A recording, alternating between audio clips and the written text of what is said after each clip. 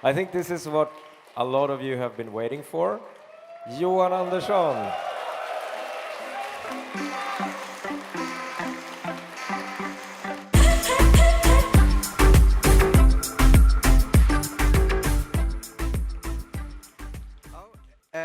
Is this one on? Can you hear me? Yay! Where are we? Yeah, let's start with this thing. Imperator Rome. Yeah, what's so cool about it? The Emperor is done.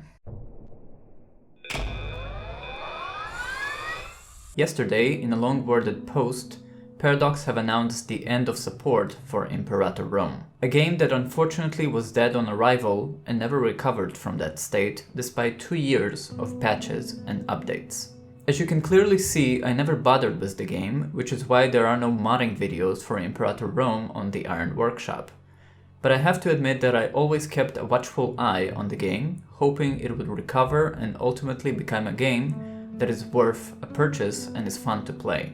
The recent 2.0 update was an encouraging sign, as the game finally seemed to be heading in the right direction, but now, in retrospect, it seems like Paradox have decided to kill the game even before the release of this big update. Imperator Rome was a passion project of Johan Andersson, and it was clear he was in love with the time period the game was set in and the possible mechanics it could allow players. And indeed, in purely technical terms, the game was a massive step forward in game design for Paradox. But being technically great is not always enough for a game to be successful. Johan is one of the founding fathers of Paradox and has been with the studio from the beginning. He was personally involved with the development of the Europa Universalis series, Hearts of Iron and Victoria, so we owe a lot to this man who in many ways made Paradox what it is today. This is purely speculation, but I get the feeling that Johan had to fight for the right to develop Imperator.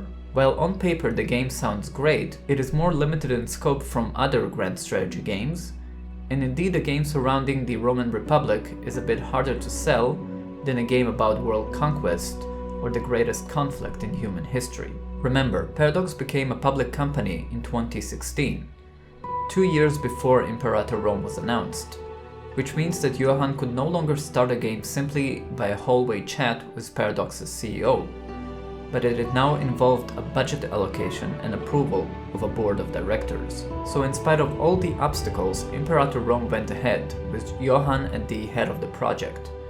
With all of his experience, how could this game fail? Well, it turns out it could, and despite repeated attempts by Johan and the company to save it, it just didn't seem to be working. I think the failure of Imperator Rome was very hard for Johan, who was very emotionally involved with the project.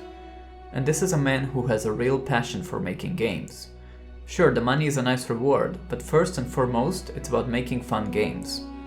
So seeing his live stream project fail is not an easy thing to go through. I think the appointment of Johan to Paradox Tinto, a branch that isn't mentioned among the 3 big studios that Paradox now feature in its restructuring, is a form of exile for the failure of Imperator Rome. And perhaps the failure of this game and Johan's banishment is what eventually led to the disastrous release of Leviathan for EU4. So Imperator Rome is cancelled, but it doesn't mean that it's dead.